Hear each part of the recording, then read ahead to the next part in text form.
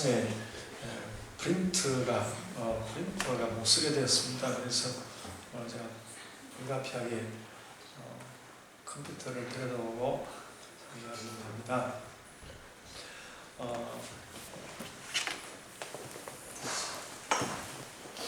지난주에 저는 예수님의 영성에 대하여서 말씀하였습니다. 예수께서는 지상에서 처음 있는 일에 대한 통찰을 보여주셨습니다. 그래서 죽음과 배신이 현실되고 있는 자리에서 내가 영광을 받았다, 그렇게 말씀하시고, 또 제자들을 향해서는 새 계명을 주노니 사랑하라 하셨습니다. 이것은 현실이 되어 있는, 그러니까 무엇인가 잘못되어서 현실이 되어 있는 죽음과 배신을 영광과 사랑의 빛으로 물리치는 영성이었습니다. 이런 생각을 할 때는 우리 눈앞으로 정말 주님이 스쳐 지나가는 것 같습니다. 이것은 조그마한 우리의 영성입니다. 오늘은 제가 여러분 앞에서 바울의 영성을 말씀할 수 있게 되어서 감사하게 생각합니다. 제가 설교 준비를 위해서 오늘의 본문을 처음 대할 때 제 시선이 모든 내용을 제쳐두고 짧은 한 구절에 가서, 한 억구에 가서 쏠렸습니다.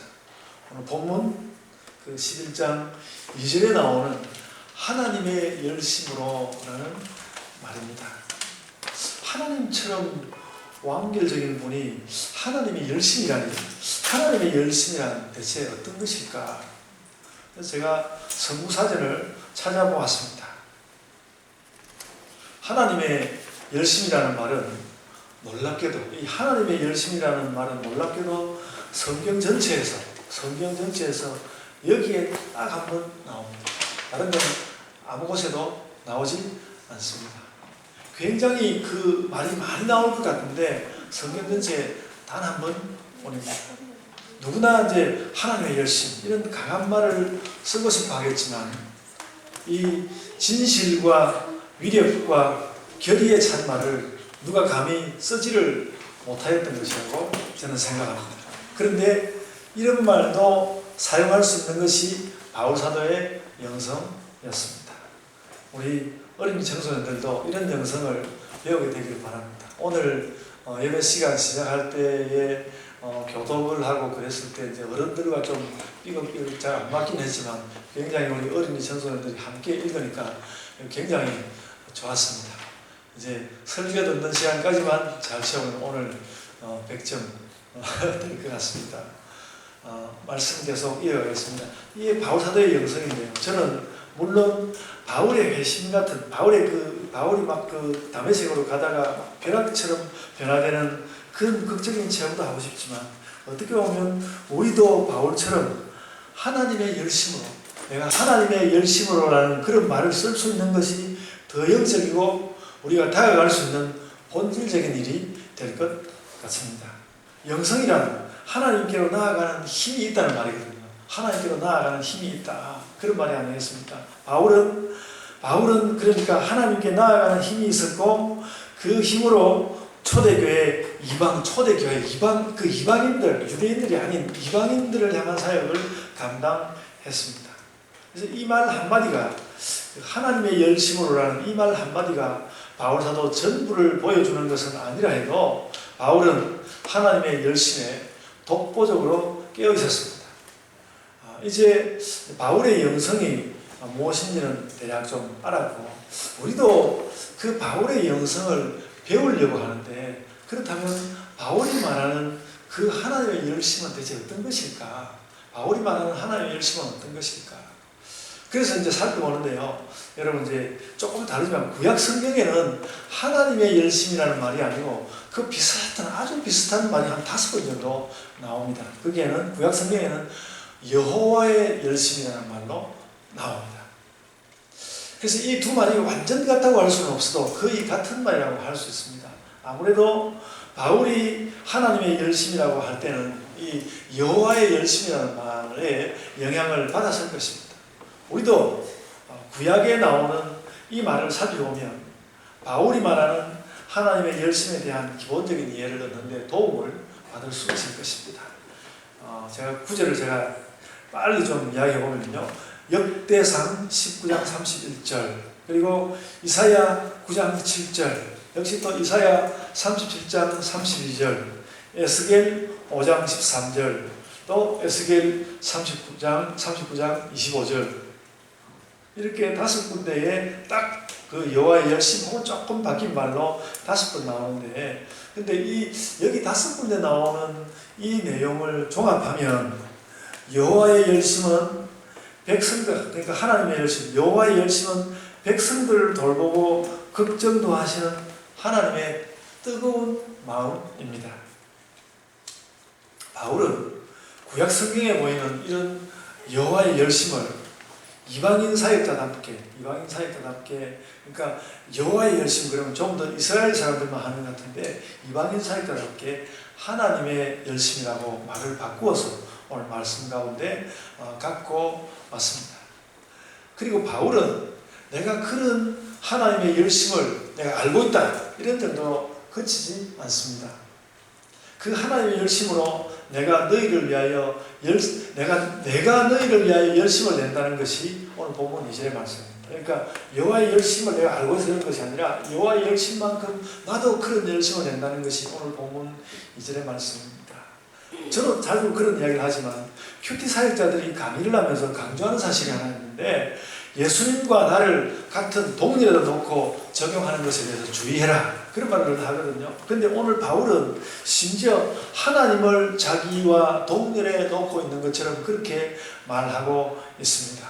그 하나님의 열심으로 나도 열심을 내노니, 그렇게 말하고 있거든요. 굉장히 위험할 수도 있지만, 그러나 그것이 진실이라면 그 진실의 위력이 엄청나다는 것을 우리는 알 수 있습니다.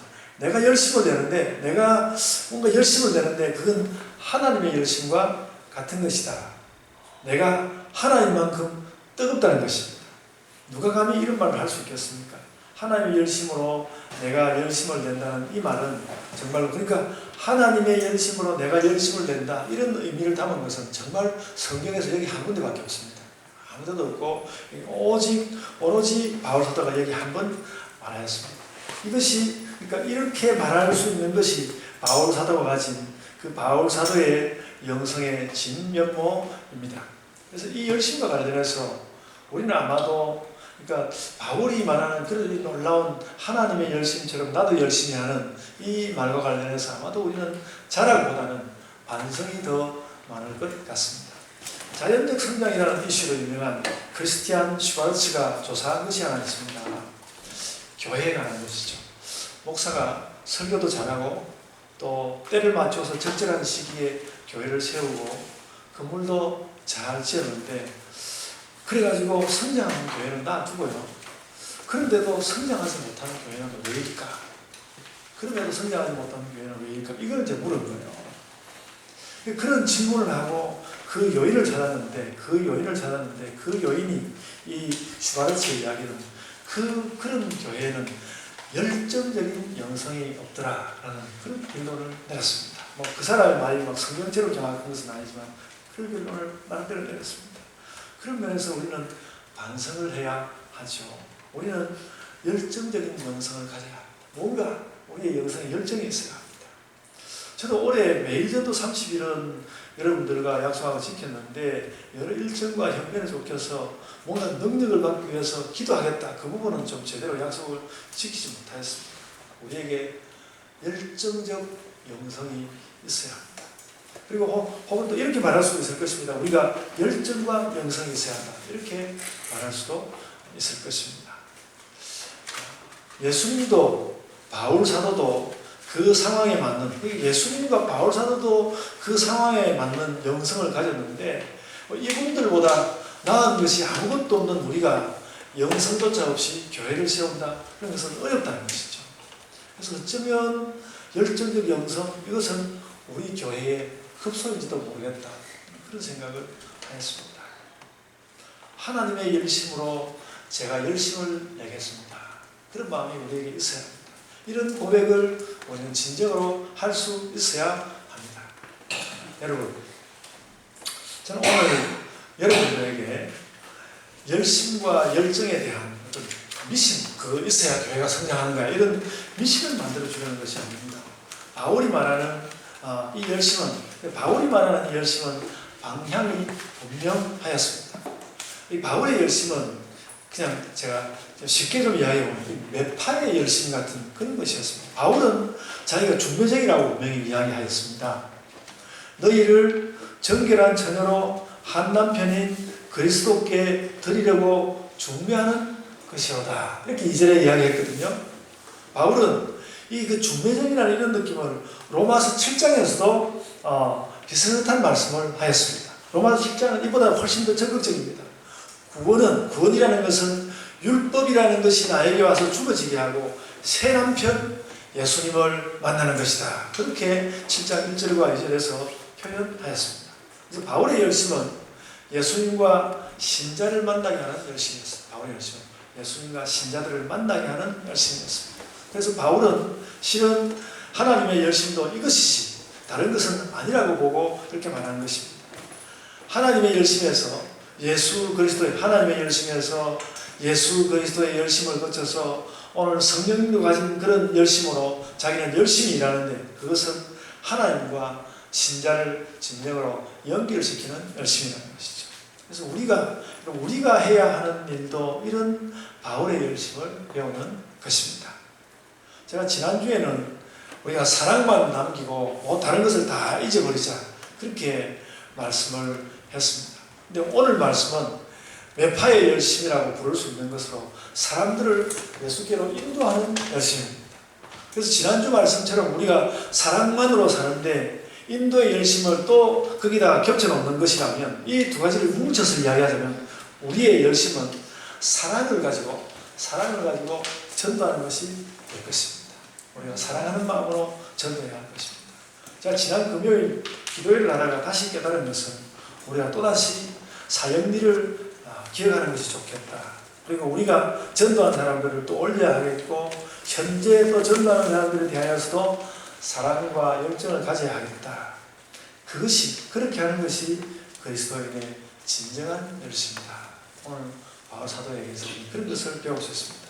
그런데 여러분, 바울은 이 고린도후서 11장에서 왜 자신의 이런 열심을 이야기해야 했을까요? 오늘 우리에게 교훈을 주고 있습니다만 고린도후서 11장에서 왜 자신의 이런 열심을 이야기해야 했을까요?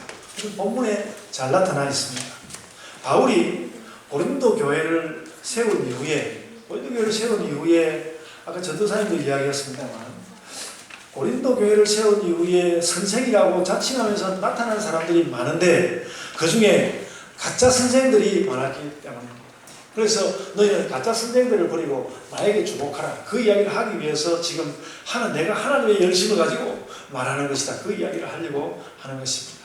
그래서 이 가짜 선생들은 주로 옛 이스라엘 지역에서 온 사람들이라서 막 율법을 자랑하기도 하고 혹은 또 뜬금없이 특별한 계시체험이나 신비스러운 황홀경을 자랑하기도 하였습니다.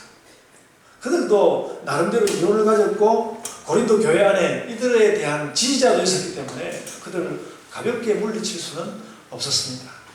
바울은 이미 이런 자들을 용납해서는 안 된다는 편지를 그 교회에 보냈고 그런 자신의 뜻을 여러 방법으로 전달하였습니다. 본문은 그래도 그런 경고를 듣지 않는 사람들에게 보내는 더 강한 경고였습니다.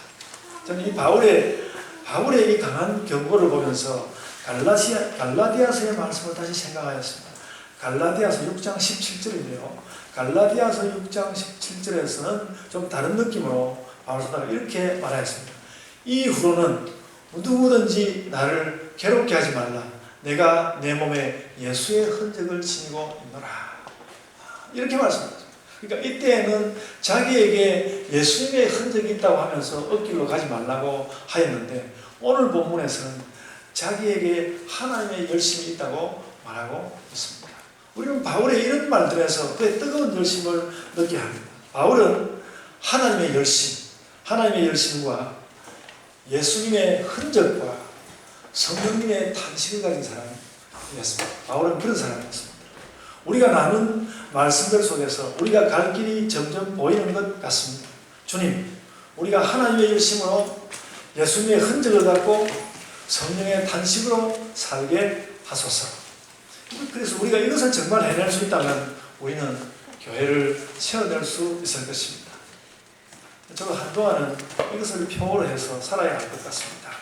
하나님의 열심으로 예수님의 흔적을 갖고 성령의 탄식으로 살게 하소서. 그래서 그런 말씀들을 우리가 뭉쳐내야 할 것입니다. 여러분, 우리가 이 말씀들 앞에 결의를 굳게 가집시다. 다음 주에는 또 우리가 새생명 축제를 앞두고 있지 않습니까? 여러분, 그래서 지금부터는 바울이 가졌던 그 하나님의 열심이, 하나님을 따라서 내놓는 그의 열심이 어떤 결과를 몰고 오는지 말씀하려고 합니다. 이런 당당한 하나님 중심의 자기 정체성을 가지고 바울의 모든 말은 사실 이 고린도후서 11장에서 거침이 없었습니다. 저는 이 본문을 보면서 내가 좀 젊을 때, 조금 더 젊을 때 이 말씀을 보았더라면, 여기 더 유심히 보았더라면 좋았을 텐데, 그런 생각까지 하였습니다. 이 말씀 준비하는 가운데 하나님의 열심에서 출발하는 바울의 모든 행보는 매우 힘이 있습니다. 제일 먼저 1절에서 바울은 고린도 교회를 향해서 전체적으로 자신을 용납해라, 나를 받아들여라, 이렇게 요구하였습니다. 나의 복음과 의도와 인격, 그 모든 것을 기본적으로 너희들이 받아들여라. 왠가 하면 나는 하나님의 열심으로 모든 일을 하기 때문이다. 나는 하나님의 열심으로 모든 일을 하기 때문이다. 그리고 본문 5절에 가면 거짓 선생들에 대한 적극적인 공격을 합니다. 이렇게 말했습니다. 5절에 나는 자기들, 조금 제가 해석해서 이야기하면요, 나는 자기들 마음대로 자기들이 대단하다고 떠들어대는 자칭 사도들보다 부족한 것이 전혀 없다. 그렇게 막 자기가 막 잘난 것처럼 말할 수 있는 것은 어떻게 가능한가 하면 자기가 하나님의 열심으로 모든 것을 하고 있기 때문에 그렇습니다. 바울은 또 그들을 비판할 만한 구체적인 사항들도 가지고 있었는데 저는 이런 것도 영성이라고 생각합니다. 6절에서 하는 말은 이런 말입니다. 그들이 내가 언변이 형편없다고 말하는 모양인데 그 말을 인정한다 해도 지식에 부족한 것이 없고 교회에 내가 그런 지식이 있다는 것을 다 보여주었다고 말씀합니다. 오늘 6절에 그 말씀을 하고 있습니다. 그래서 이것도 역시 어떻게 보면 막 자기가 실력 있다고 뻐기는 것처럼 볼 수도 있는데 바울이 그렇게 자신을 막 자랑하는 것처럼 말할 수 있는 것도 이미 말한 그 사실 때문입니다. 내가 하나님의 열심을 가지고 이 모든 일을 하고 있기 때문이다. 그래서 그 때문에 그냥 바울이 메모대로 한다는 말은 아니지만 바울은 하나님께서 자신을 다스리시는 것을 전인격으로 받아들이면서 살았습니다. 우리도 늘 하나님 나라 이야기하지 않습니까? 바울의 이런 태도를 배워야 합니다. 제가 무엇을 하든 하나님의 다스리심을 전인격으로 느끼고 있습니다. 특히 오늘 본문에서는 하나님의 나라라는 그 신학적인 말보다는 그것을 감동으로 나타내는 하나님의 열심이라는 말로 표현하고 있습니다. 내가 하나님의 열심을 전인격에 담고 말하는데 진실을 말하자면 스스로 뛰어나다고 하는 그 사람들보다 나는 더 많은 지식, 더 바른 지식을 가졌다. 거기에 대하여는 교회가 이미 알고 있다. 6절에서 말씀하고 있습니다. 여러분, 제가 그 칼빈의 생애를 보면서 확고히 느끼는 것이 하나 있습니다. 그 칼빈이라는 사람은 워낙 기본이 천재라서 보통 사람들하고 달랐지만 칼빈 당시에는 온 사방에 신학적인 논쟁투성이었는데 칼빈은 그런 논쟁을 다 겪어낼 수 있는 신학적, 철학적 기반이 아주 탄탄하였습니다. 바울도 그런 면에서 말할 필요도 없이 그렇게 신학적 지식에 출중하였습니다. 그래서 그는 신약 성경의 책 중에서 가장 먼저 책을 쓴 사람이고 또 초기 기독교의 그 독보적인 신학자였고 기독교 역사 최고의 선교자이기도 하였습니다. 그는 하나님의 열심에 사로잡혔기 때문에 오히려 교회를 위해서 마치 자기 이야기를 하면서 남일인 것처럼 자신이 신학적 심력을 가졌다고 말할 수 있었습니다. 어느 정도 되면 그렇게 되는지 그런 자리에 도달해보지는 못했지만 우리도 하나님의 열심을 담으려고 진심으로 노력한다면 우리에게 요청되는 만큼은 신앙의 지식을 가질 수 있을 것입니다. 그래서 이제 본문 한 구절을 더 보려고 합니다. 만약 하나님의 열심이 바울을 사로잡고 있다는 것이 인정되지 않는다면 역시 본문 10절 말씀은 굉장히 교만한 말처럼 들릴 수도 있었습니다. 하나님의 진리가 내 속에 있다고 말하고 있거든요. 하나님의 진리가 내 속에 있으니 10절이 그렇게 말해요. 하나님의 진리가 딴 데 있는 것이 아니라 내 속에 있다. 이렇게 이야기하였습니다. 바울은 이런 엄청난 말을 하면서도 전혀 흔들리지 않았습니다. 그런 그 부분에서 정말 당당했습니다. 우리는 그리스도인으로서 이런 자리에 도달하여야 합니다. 저는 정말 바울의 이런 모습에 도달하고 싶습니다. 여러분도 그렇다고 생각합니다. 바울의 이런 모습은 이어집니다. 12절도 마찬가지입니다. 여기서는 나는 하나님의 열심으로 이 모든 일에 나가니까 내가 전에 하던 대로 할 거라고 말해요. 내가 전에 하던 대로 할 거다. 내가 이전에 하던 대로 할 것이다.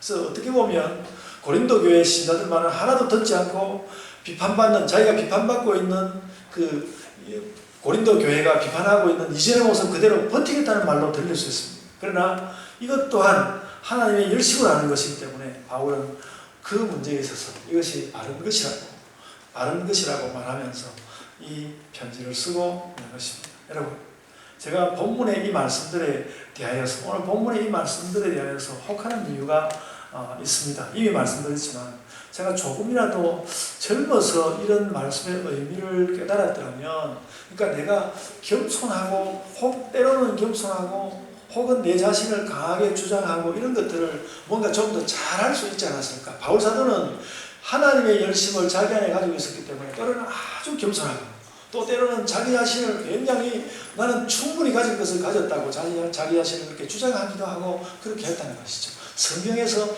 그런 우리가 할 수 있는, 그런 말하자면 그 교회를 위해서 처세할 수 있는 것을 성경에 아주 선명하게 보여주었고 바울이 그것을 이야기했기 때문에 내가 좀 더 젊었을 때 이것을 알았더라면 세상 가운데서 닥쳐오는 이런 여러 가지 일들에 때로는 겸손하고 때로는 내 자신을 잘 주장하지 않았을까 그렇게 생각하였습니다. 그러면서 오늘 여러분들에게 또 제 자신에게 하는 다시 우리 자신이 그렇게 살기 위해서 확인해 봐야 되는 한마디 말이 있는데 그거 뭔가 하면 우리가 어떤 일을 하면서 그 일에 대해서 우리 이렇게 물어봐야 한다는 것이죠. 너는 이 일을 하나님의 열심으로 하고 있는가? 너는 이 일을 하나님의 열심으로 하고 있는가? 이렇게 물어봐야 한다는 것입니다. 여러분, 요즘 정말 놀라운 사건 하나를 제가 방송 인터넷에서 보았습니다. 67세가 된 어머니 한태순 씨가 딸을 잃고 44년 만에 그 DNA 대조를 통해서 미국에 있는 딸, 너무 어릴 때 잃어버려서 이제 우리 말도 잃어버린 그 딸을 찾았다는 것입니다. 그런데 그런 일이 있기까지 한태순 씨의 확고한 태도가 있었다고 합니다. 나는 절대로 내 딸 찾는 일을 중단하지 않겠다. 전에는 이 DNA 자료가 없었는데 끝까지 잊어버리지 아니하고 자기 그 DNA 자료를 등록해서 끝까지 자기 딸을 찾는 것입니다. 이 한태순 씨는 어릴 때 부모를 잃어버린 자기 딸 같은 사람들이 실망하고 우리 엄마 아빠는 나를 찾지 않는가 봐. 그런 모임이 있는데 거기서 그런 사람들이 있을 때는 늘 그렇게 이야기했다고 합니다. 우리 부모들은 나를 찾지 않는가 봐. 그렇게 이야기하면 늘 그렇게 그 사람들이 그렇게 이야기했다고 합니다. 세상에 그런 부모는 없다. 세상에 자식을 잃고 자식을 찾지 않는 부모는 없다. 끝까지 너희 부모를 찾으라. 그렇게 늘 권고했다고 합니다. 뭔가 상황이 잘못되어서 그런 것이다. 너희 부모는 틀림없이 너를 찾고 있을 것이다. 실망하지 말라. 그런 조언을 많이 했다고 합니다. 그것이 한태순 씨의 딸을 향한 열심이었습니다. 그래서 여러분, 이런 딸을 44년 만에 찾는다는 것은 기적 같은 일이 아닙니까? 그 딸이 이미 50이 가까운 사람이 되었거든요. 그러나 이 한태순 씨는 자신의 딸을 찾는 열심으로 그 일을 해냈습니다. 여러분, 제가 말씀을 마치려고 합니다. 여러분, 세상의 일이 그러할 텐데 세상에서도 뭔가 열심히 다가가면 무엇인가 이론이지 않습니까? 여러분, 제가 그 류현진 선수를 굉장히 특별하게 봅니다. 굉장히 특별하게 봅니다. 그가 어깨 이제 수술을 하고 난 뒤에 보통은 뭐 한 10명이면 9명, 뭐 7명이면 한 6명 정도는 실패하고 1명 정도만이 그 수술하고 난 뒤에 재기를 한다고 하는데, 아마도 류현진 선수가 다른 선수보다는 정말 그 회복해야 된다는 열심을 가지고 또 노력하고 또 노력하고 참을 때 참고 이렇게 해가지고 마침내 회복해내고, 이번에 뭐 월드 시리즈까지는 가지 못하였지만은 몸값이 굉장히 올라갈 거라고, 굉장히 올라갈 거라고 이야기하고 있습니다. 저 몸값에는 별 관심이 없습니다만, 류현진 선수가 그 자신의 그 건강을 되살려내기 위한 열심도 굉장한 것이었습니다. 세상에서 모든 일이 그러할진데, 세상의 모든 일이 그러할진데, 우리가 하나님의 열심으로, 우리 새생명 축제 나아가는데, 우리가 하나님의 열심으로 우리의 모든 일에 나아가야 하겠습니다. 그러므로 우리가 우리 자신에게 그렇게 물어야 한다는 것입니다. 너는 이 일을 하나님의 열심으로 하고 있는가? 너는 이 일을 하나님의 열심으로 하고 있는가? 하나님의 열심으로 하나씩 하나님 주시는 기적을, 우리가 기적을 일으킵시다. 하나님 주시는 기적을 일으키며 살아가는 모든 신자들이 되시기를 바랍니다. 아멘. 자, 기도하겠습니다. 아버지 하나님, 은혜를 감사드립니다. 저희가 아버지 하나님의 그 뜨거운 열심을 알게 하여 주옵소서. 한 백성 한 백성 마음을 찾아가시고 그들의 마음을 뜨겁게 하시며, 그래서 예수 그리스도를 나의 주로 고백하게 하여 주시며, 또 다른 사람의 고백을 위하여 한 걸음 한 걸음 나아가는 전도자의 마음을 저희들에게 주시기를 원하나이다.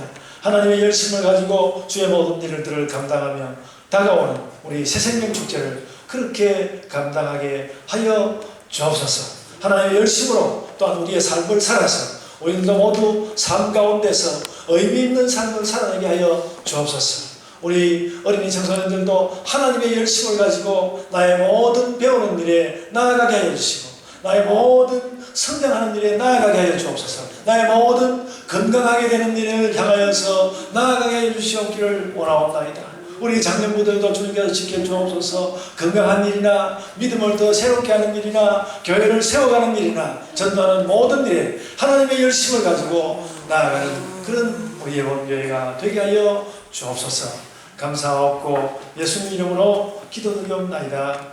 아멘.